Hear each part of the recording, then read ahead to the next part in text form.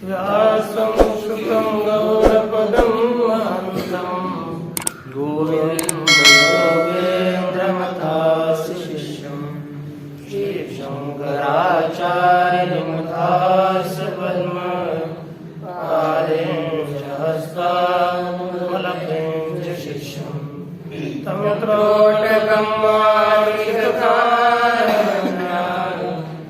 अस्मद्गुरुं सन्दतमानतोऽस्मि श्रुते स्मृते पुराणानामालयं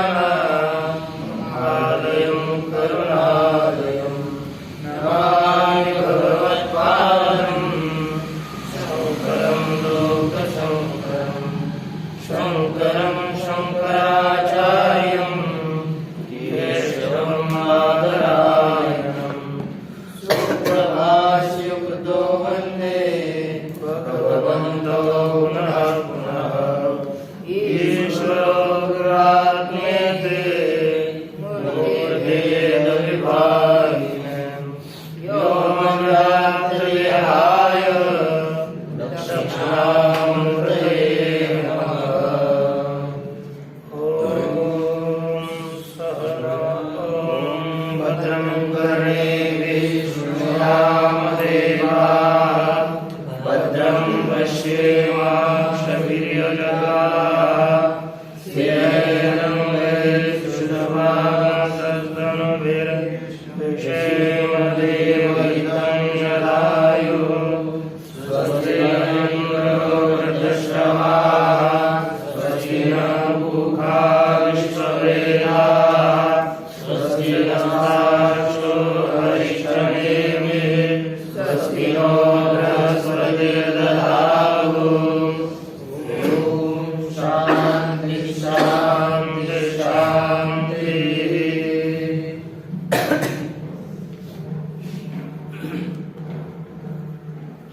श्री भगवान पंडरेश परमात्मा श्री आदि गुरु शंकराचार्य श्री ज्ञान महाराज जगत गुरु तुकाराम महाराज संत श्री एकनाथ महाराज इत्यादि सब संतों के अलौकिक हेतु के ऐसी कृपा से मुंडकोपनिषद का विचार आरंभ किया। यहाँ पर मुंडकोपनिषद के आरंभ में ब्रह्मा देवानाम इत्यादि जो परंपरा बताई,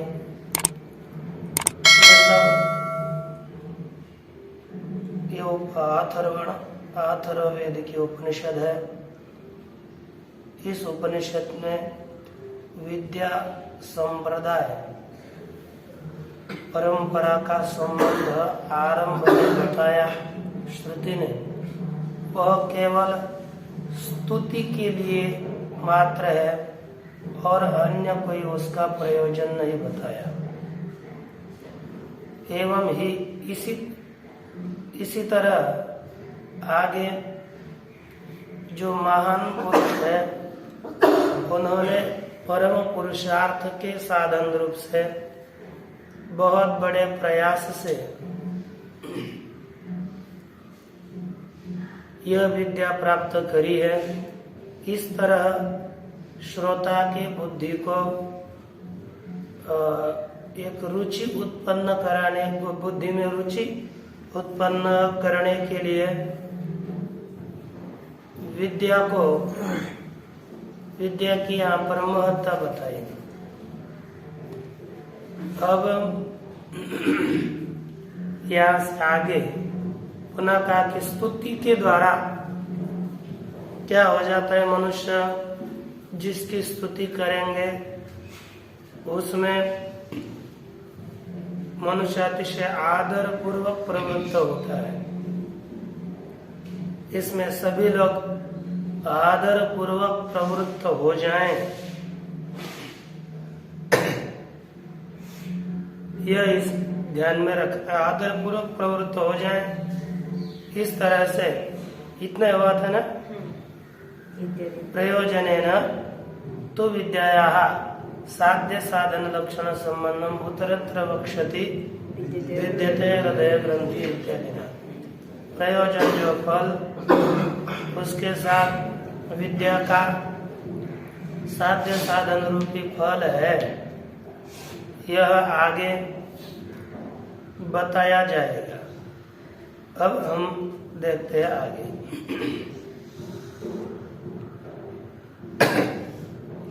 अत्र च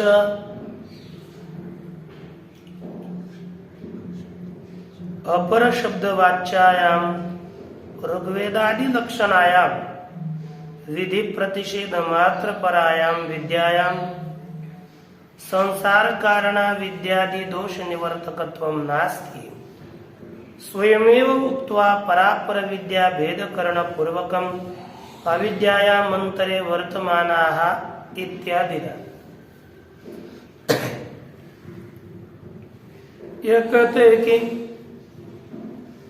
यह जो विद्या, टीका में शंका अवतरण का पूर्वक देख लीजिए। संसार कारण निवृत्तिर ब्रह्म विद्या फलम चेत तरी अपर विद्या एव तन्निवृत्ते संभवात् न तदर्थम ब्रह्म विद्या प्रकाशकोपनिषद व्याख्यातव्या इति आशंक्य आह।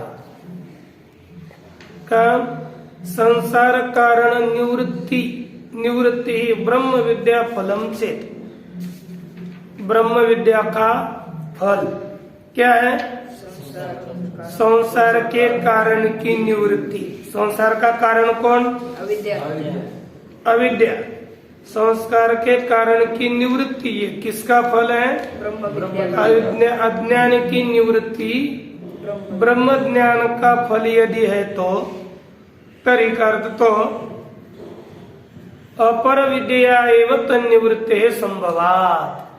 कहते कि अपर दो विद्या है, पर विद्या और अपर विद्या।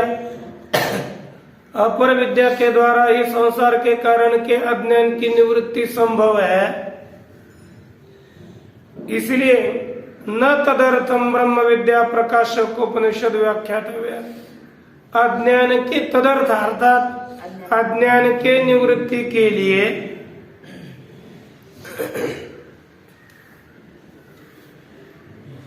ब्रह्म विद्या प्रकाशक, ब्रह्म विद्या का प्रकाशन करने वाले जो उपनिषद है वह उपनिषद व्याख्यान का विषय नहीं है, व्याख्यान के योग्य नहीं है।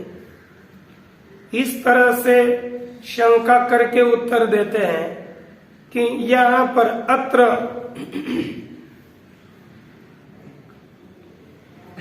अपर शब्द वाचायाम ऋग्वेदादि लक्षणायाम, इसमें एक अपर शब्द वाच्य,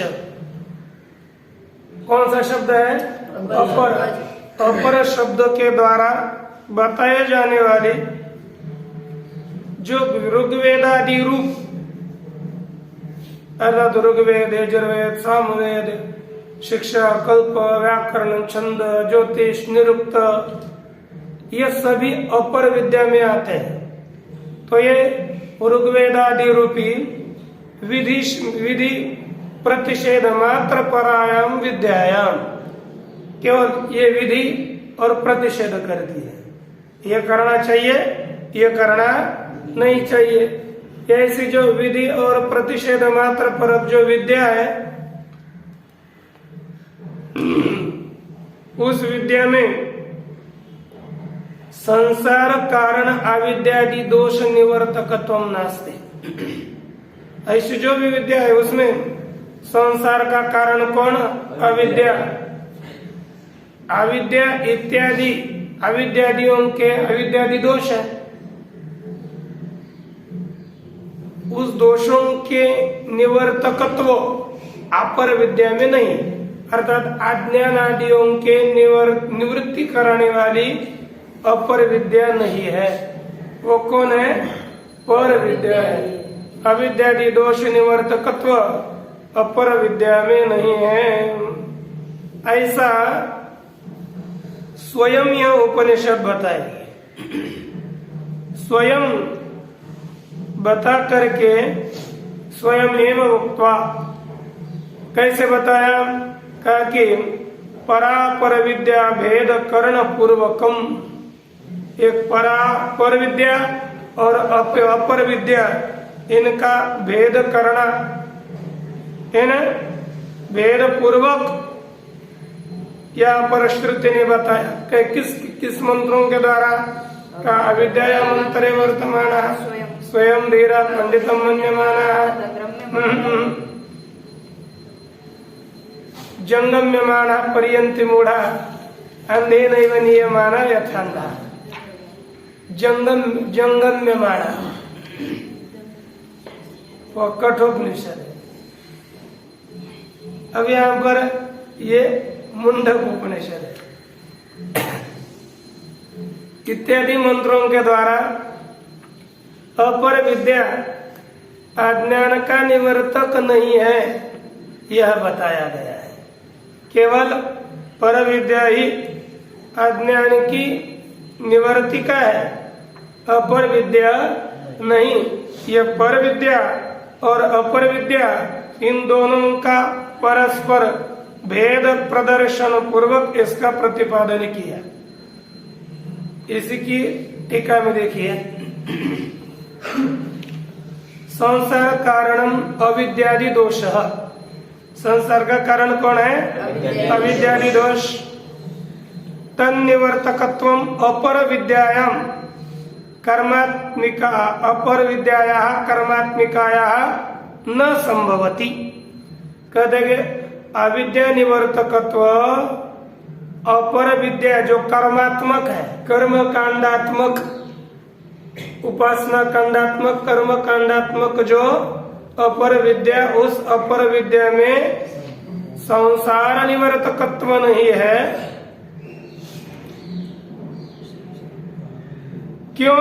न संभवती अविरोधा, क्योंकि कर्म भी अप्रकाश रूप और अज्ञान भी अप्रकाश रूप या अंधकार का निवर्तन करने वाला प्रकाश हो सकता है, न तो अंधकारी अंधकार को निवृत्त कभी नहीं करेगा, तो दोनों ही अप्रकाशात्मक है। इसलिए कर्म का अविद्या के साथ किसी भी प्रकार का विरोध न होने के कारण यहाँ पर क्या नहीं है? संसार निवर्तकत्व नहीं है। नहीं शतशोपि प्राणायामं कुर्वत शुक्ति दर्शनम विना तद अविद्या निवृत्ति दृश्यते।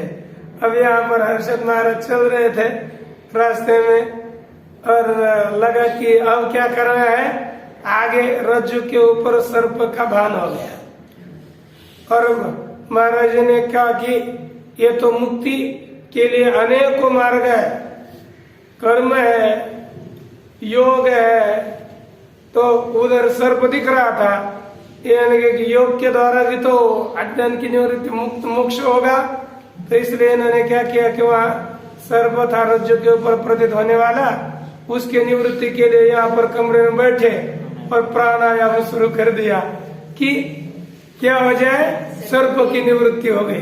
तो 2-4 दिन भी करते रहो तो अभी कभी भी सर्प की निवृत्ति होगी नहीं। अर्थात किसी भी प्रकार से वहां पर भ्रम की निवृत्ति प्राणायाम करते बैठने से नहीं होगा।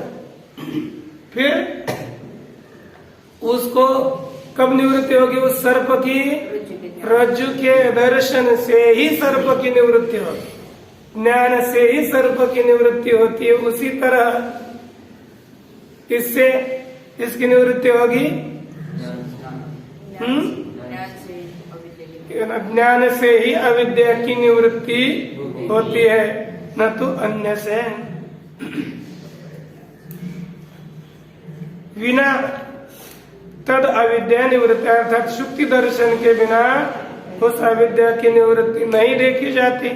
ततः अपर विद्यायाः संसार कारण अविद्या निवर्तकत्वम नास्ति। उसी प्रकार अपर विद्या में संसार का कारण अविद्या निवर्तकत्व नहीं है, अर्थात अपर विद्या संसार का कारण जो अविद्या उसकी निवृत्ति नहीं कराएगी।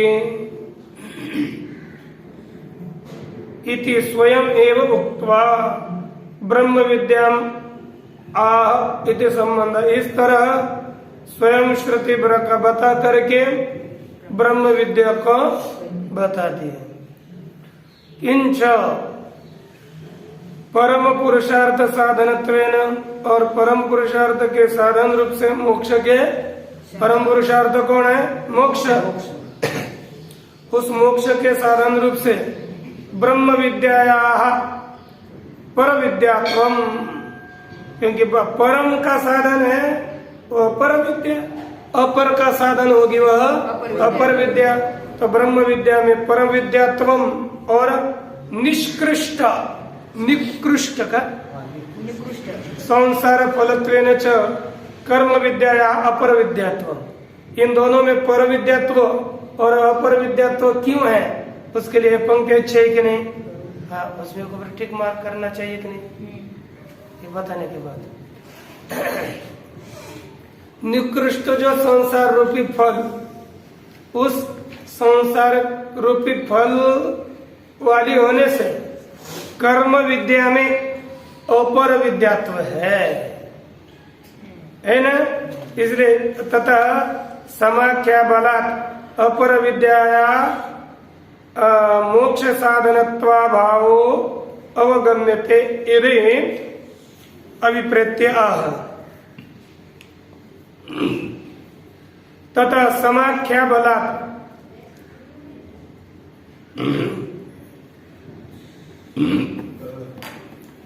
समाख्या अर्थात योगी का शब्द समाख्या, इस समाख्या के सामर्थ्य से अच्छा अपर विद्याया मोक्ष साधनत्वा भाव अवगम्यते। वहां पर अपर विद्या या लिखा है ना, क्या जोड़कर लिखा है? है ना, जोड़कर अलग अलग होना चाहिए। समाख्या के बल से अपर विद्या में मोक्ष साधनत्व का अभाव ज्ञात होता है, अर्थात अपर विद्या मोक्ष का साधन नहीं है। इस अभिप्राय से यहाँ पर बता रहे हैं परापरेति, है कि नहीं? अब देखें और का यच्चाहु कर्म जड़ा केवल ब्रह्म विद्याया कर्तृ संस्कारत्वेन कर्मांगत्वात्। लेकिन जो कर्म जड़ लोग केवल ब्रह्म विद्या में कर्तृ संस्कारत्वेन, क्या बोलते हैं कि ब्रह्म विद्या क्या करती है? केवल कर्ता में संस्कार उत्पन्न करती है।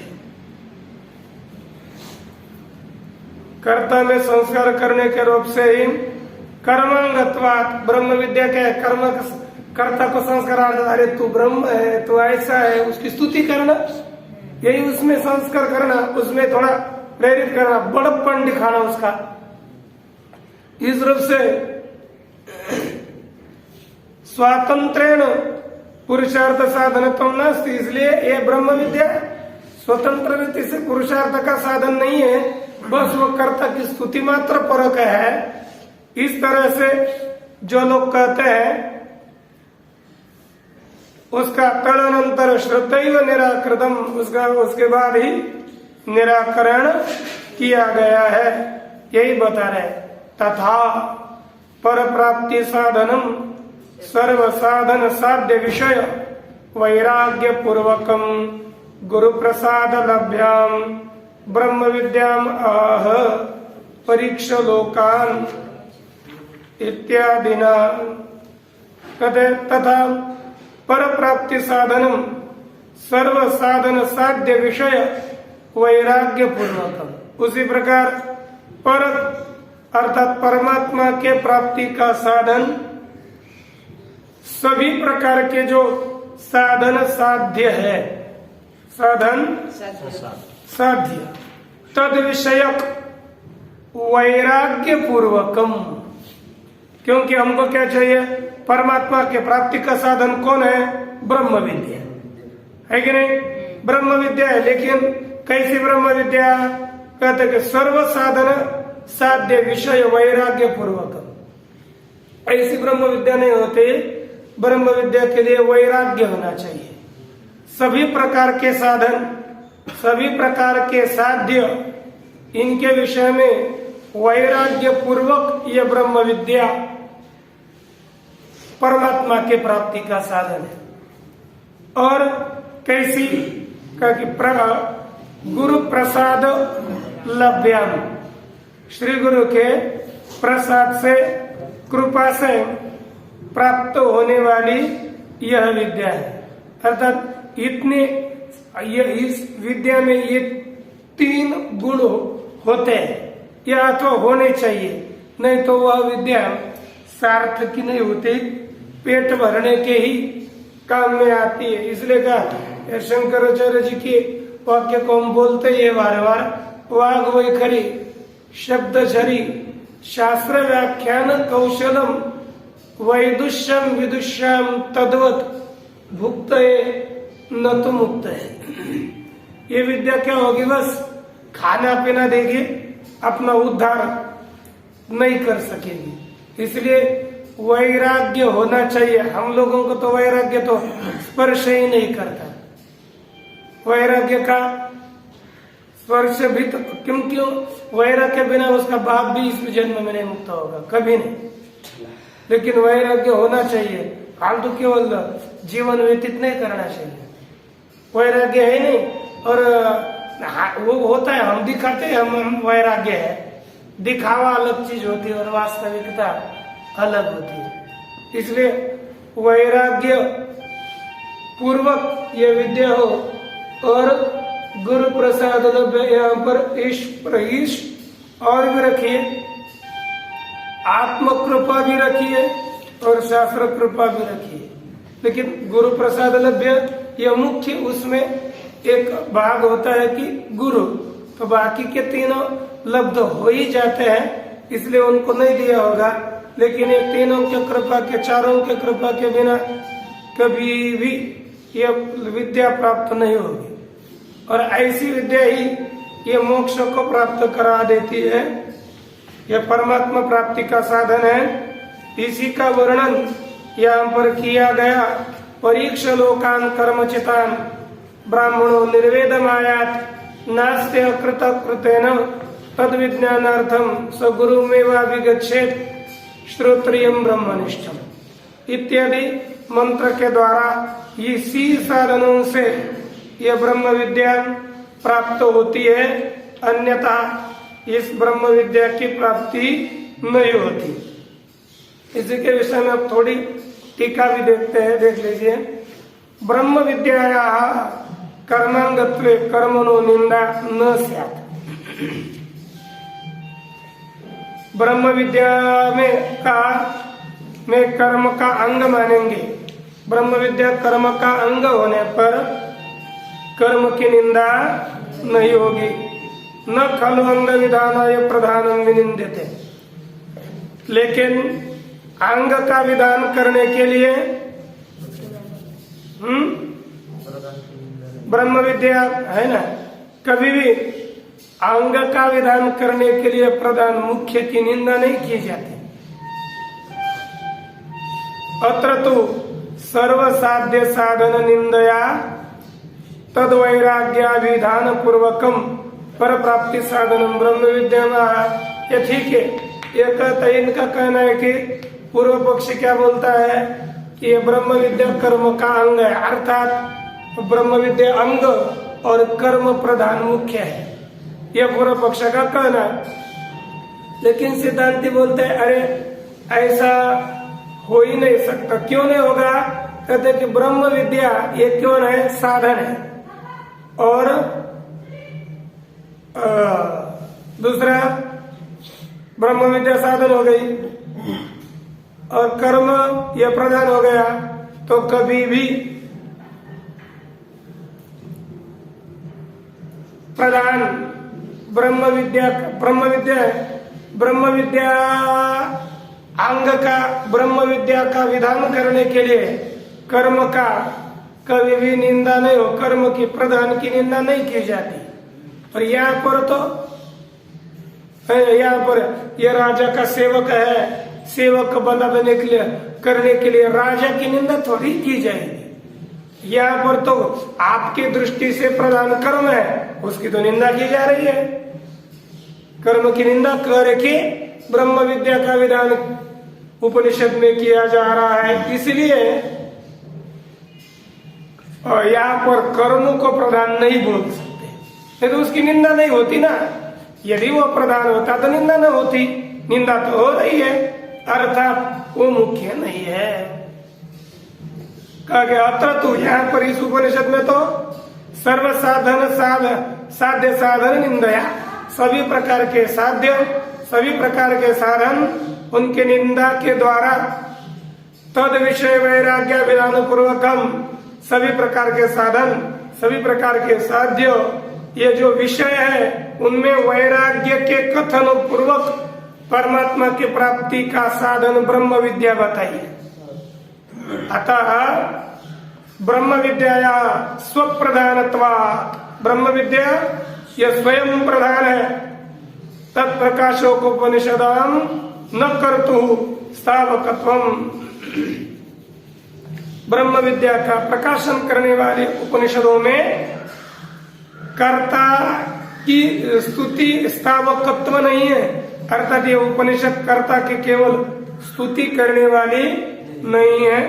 यदि उपनिषदाम स्वतंत्र ब्रह्म विद्या प्रकाशकत्व से, यदि उपनिषदों में स्वतंत्र ब्रह्म विद्या प्रकाशकत्व मानेंगे तो क्या होगा? तरी तद अध्येतॄणाम सर्वेषाम एव किमिति ब्रह्म विज्ञान से,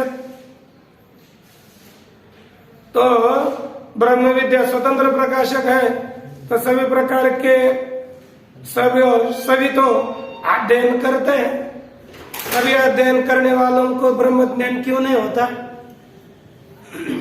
तो उत्तर देते हैं केवल उपनिषदों को पढ़ने मात्र से ही ये तत्व ज्ञान प्राप्त नहीं होता, उसके लिए एक साधन है गुरु प्रसाद लभ्याम, गुरु के अनुग्रह से ये विद्या प्राप्त होती है, बिना अनुग्रह से विद्या की प्राप्ति नहीं होती।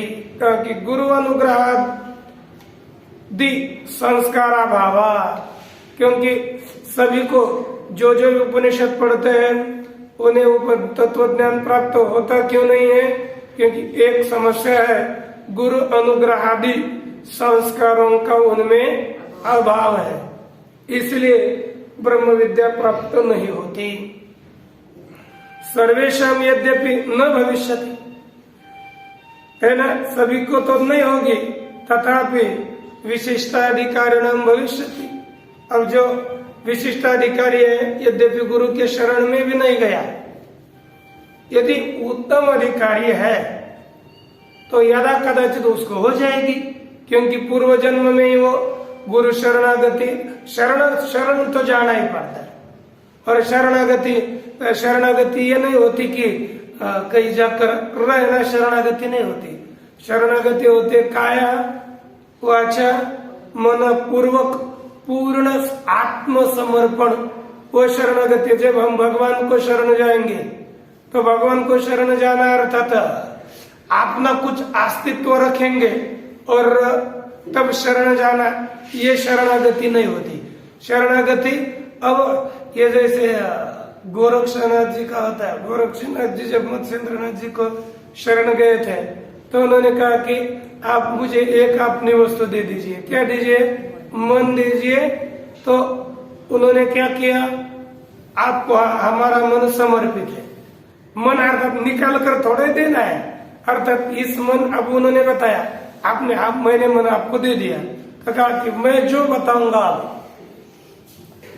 अर्थात इस मन से आपका वही कार्य होना चाहिए जो मैं कहूंगा भाई। अब गुरु जी ने कुछ बताया नहीं, क्योंकि वो हल लेकर जा रहा था और कहा कि अरे इस मन से तो बस गुरु जी का काम करना है, हमारा कुछ काम करना नहीं।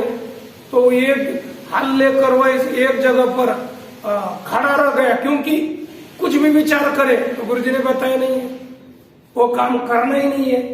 तो वो 12 साल एक जगह पर ही खड़े रह गए। कुछ क्योंकि जो भी ये वृत्ति आती थी, वो तो वृत्ति, वो तो मन, दूसरों का मन, दूसरों का अर्पण मन किया ना, दूसरों को मन अर्पण किया, तो इस मन से अपना काम तो हम नहीं करेंगे, तो अपना काम नहीं करेंगे, तो 12 साल खड़े रह गए। फिर 12 साल के बाद आने के बाद देखा तो यहाँ पर एक हमारा शिष्य था, जिसको हमने कहा था वो क्या कर रहा है देख लेते हैं। तो देखने के लिए गए तो वह वैसे ही खड़ा है। अर्थात ये उससे फिर बाद में बड़ा आदमी मनमानी करने से नहीं होता।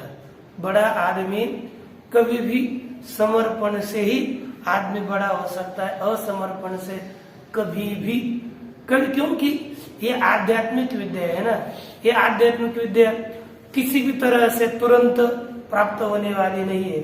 उसको वो अधिकारी होना चाहिए, योग्य होना चाहिए, तभी उसको वह कृपा भी होती है और ज्ञान भी प्राप्त होता है। अनधिकारी को कभी भी यह प्राप्त नहीं हो सकता। इसलिए कभी भी जीवन में अधिकार प्राप्त करना है हमको, और अन्य कोई प्राप्त नहीं करना, बस अधिकार। अधिकार प्राप्त हो गया तत्व ज्ञान अपने आप अंतःकरण में प्रकट होगा, अपने आप कृपा अवश्य होगी। इसलिए अधिकार प्राप्त करना है, ये ध्यान में रखना है। नहीं तो कितने भी पढ़े, कितने भी परमार्थ में रहे तो वो हमारा ढोंग होगा, न कि वास्तविकता। इसलिए अपना परमार्थ वास्तविक हो, इसलिए प्रयास करना है। केवल दिखावे मात्र के लिए, दिखावा ही है ना, ये हमको लगता है हम दिखावा नहीं कर रहे, लेकिन एक दृष्टि से वो भी दिखावा ही है, क्योंकि वास्तविक तत्व की प्राप्ति नहीं हुई ना। वो नहीं प्राप्त होगी तब तक अपनी पूर्ण क्रियाएं निष्फल जैसी ही है। निष्फल जैसी क्यों कहा? क्योंकि निष्फल नहीं, अंत का धीरे धीरे कभी न कभी होगा, लेकिन बहुत मंद कश्यप की चाल नहीं होनी चाहिए, तीव्रता होनी चाहिए। ननु स्वतंत्राचे ब्रह्मविद्या तरी प्रयोजन साधनम न स्यात्। कहते कि महाराज यह ब्रह्म विद्या यदि स्वतंत्र है तो उसके फल का कोई साधन नहीं होना चाहिए। सुख प्राप्ति, सुख दुख प्राप्ति पर्यायो प्रवृत्ति निवृत्ति साध्यतावगमात्। कहते सुख की प्राप्ति और दुख का परिहार, इन दोनों में भी प्रवृत्ति निवृत्ति साध्यता है। सुख की प्राप्ति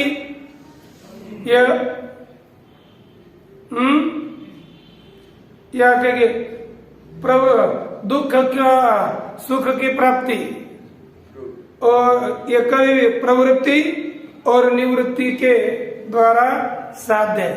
सुख की प्राप्ति प्रवृत्ति से और दुख की निवृत्ति से होती है, क्योंकि हमको सबसे हटना है तब दुख की, क्योंकि त्याग के द्वारा ही अमृतत्व की प्राप्ति होती है, अन्य से नहीं।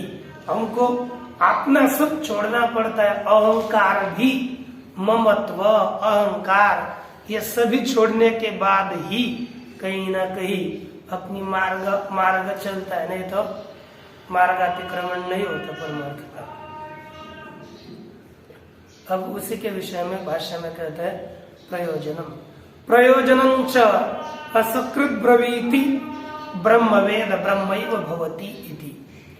और श्रुति प्रयोजन को, फल को बारंबार बताती है, ब्रह्मवेत्ता ब्रह्म ही होता है।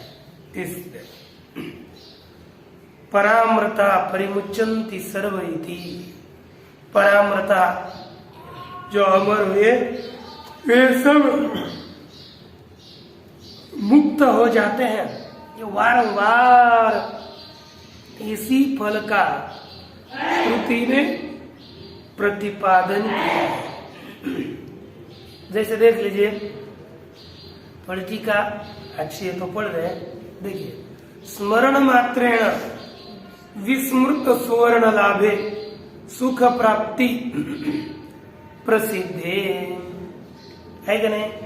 कि किसी को अरे एखादा सोने का हार खो गया था, लेकिन था आपने गले में, लेकिन ढूंढते रहे सब बाजार, घर में देख रहे कि कहाँ गया, और बता करे आपके देखो ना, आपके वहां पर गले में तो अटका दिया आपने। अच्छा गले में है, कल प्राप्त हो गया, वो सबको बोलता है कि और आनंदित होकर होता है, मेरा हार मुझे प्राप्त हो गया, वो गया कहाँ था? कहीं नहीं गया था, लेकिन बस उसके विषय में भ्रम हुआ था, विस्मरण हुआ था कि मेरे पास हार है, लेकिन स्मरण मात्र से विस्मृत सोने की प्राप्ति होने पर जैसे सुख प्राप्ति प्रसिद्ध है कि नहीं? रज्जु तत्व ज्ञान मात्र सर्पजन्य भय कंपादि दुख निवृत्ति प्रसिद्ध। रज्जु का ज्ञान होने के बाद सर्पजन्य जो भय, कंप इत्यादि दुख हो रहा था, उसकी भी निवृत्ति हो जाती है। न प्रवृत्ति निवृत्ति साध्यत्वम प्रयोजनस्य ऐकांतिकम। फल में प्रवृत्ति निवृत्ति साध्यत्व, ये प्रयोजन में ऐकांतिक निश्चित नहीं है कि नहीं? अतः विश्रब्धम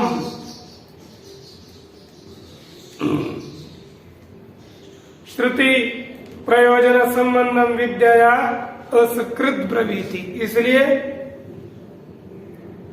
विश्रब्धम प्रयोजन संबंध, तो विश्रब्ध शब्द का अर्थ क्या है पता? श्रुति विद्या का प्रयोजन के साथ जो विश्वासयुक्त संबंध है, विश्वासयुक्त यानी निश्चित संबंध, श्रुति विद्या का प्रयोजन के साथ जो निश्चित संबंध है वही बताती है, वारंवार बताती है। तस्मात् तत्प्रकाशकोपनिषद व्याख्येतुम संभवति। इसलिए विद्या का प्रकाशन करने वाली, विद्या का प्रतिपादन करने वाली जो उपनिषद है वह व्याख्यान करने के लिए योग्य है, वह व्याख्येय है, यह संभव है।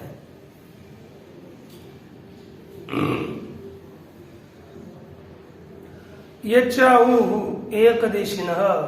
एकदेशी लोग कहते हैं स्वाध्यायाध्ययन विधे अर्थावबोधक फलस्य त्रैवर्णिकाधिकारत्वात् अदितोपनिषद जन्य ब्रह्मज्ञाने अस्ति व सर्वेषाम अधिकार है। इनका तात्पर्य क्या है कि स्वाध्यायो आद्यतव्य, एक आपने अर्थ संग्रह में विधि पढ़ी होगी,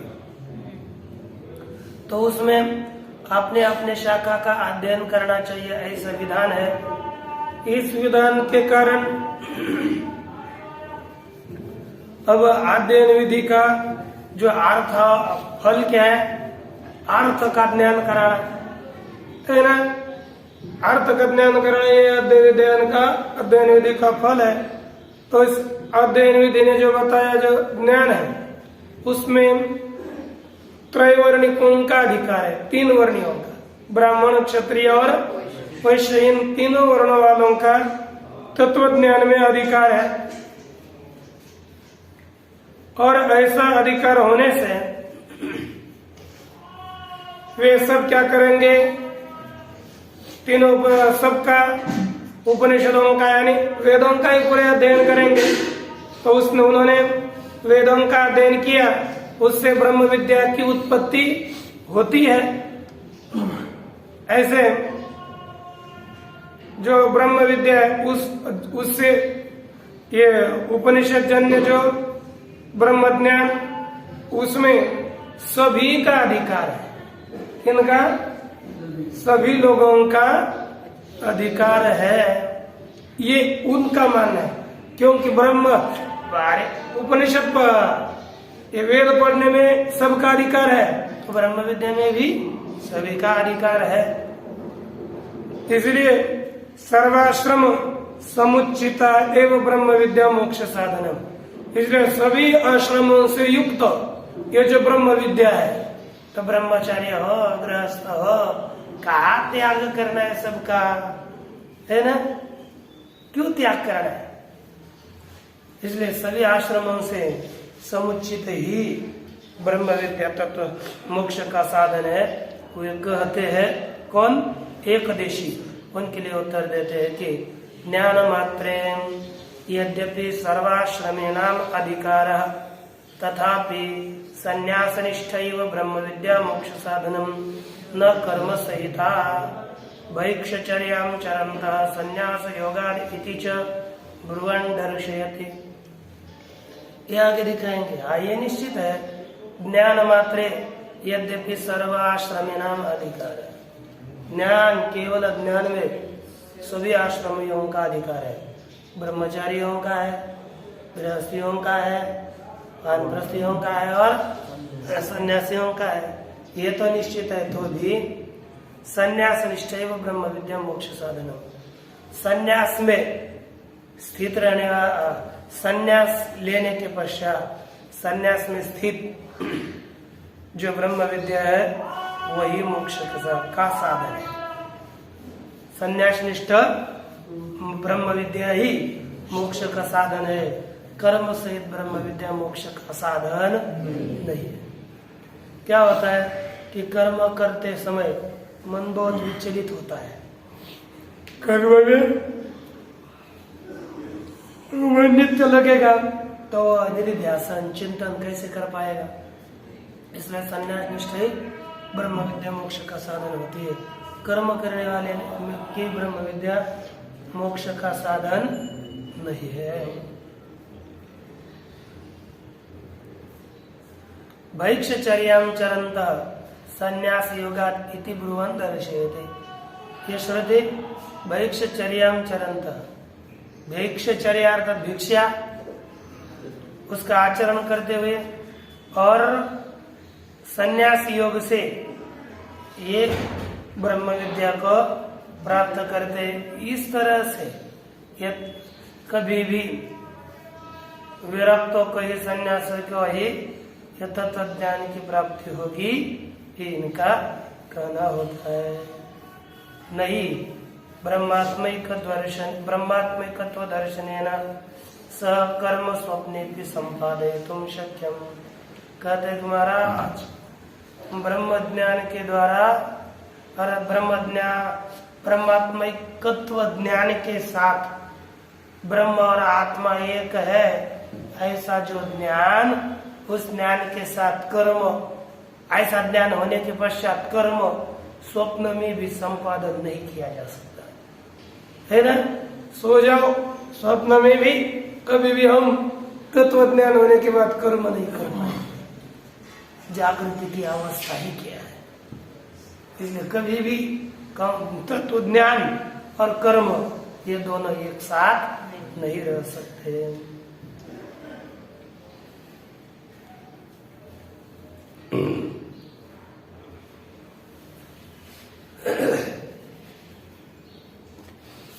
यही टीका में लिखा है कि सर्वस्व त्यागात्मक संन्यास निष्ठैव पर ब्रह्म विद्या मोक्ष साधनम इति वेदो दर्शयते।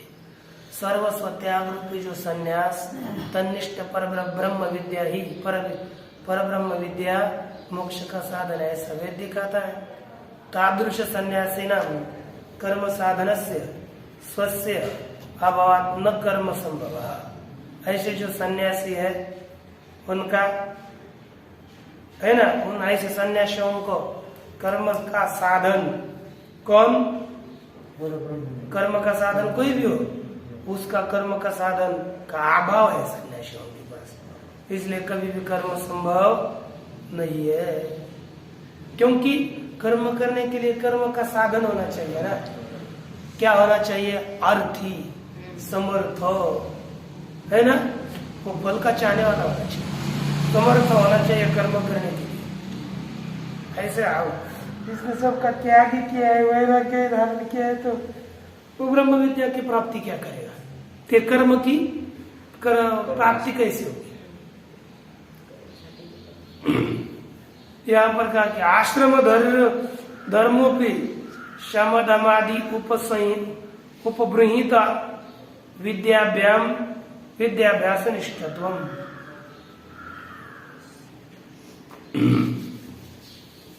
ये आश्रम धर्म भी क्या है? कहा कि संन्यास आश्रम का धर्म क्या है?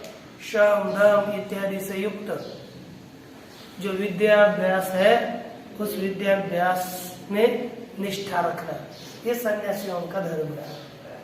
दूसरा वो संसार करना नहीं, धर्म नहीं है। तेषाम शौचाचमनादिरपि तत्वो न आश्रम धर्म लोक संग्रहार्थत्व। कहते कि वे तो शौच, पवित्र रहना, सबको उपदेश करना, ये आश्रम धर्म है। कहते वो भी आश्रम धर्म नहीं है, वो तो केवल लोक संग्रह के लिए है, वो आश्रम धर्म है ही नहीं।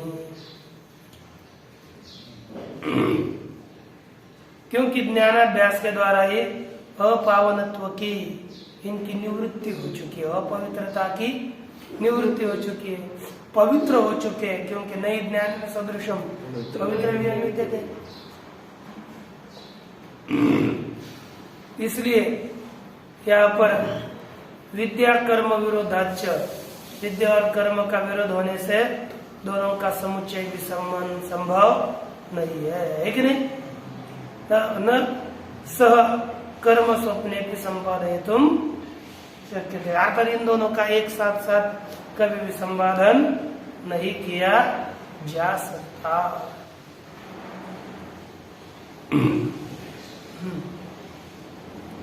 इसके विषय में और कहते हैं कि विद्याया काल विशेषाभावात् अनियत निमित्तत्वात् काल संकोचानुपत्ति।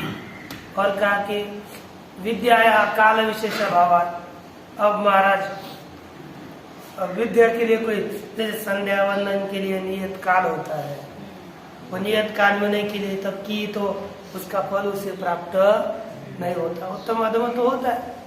उसी तरह विद्या में काल विशेष नहीं है, काल विशेष का अभाव है।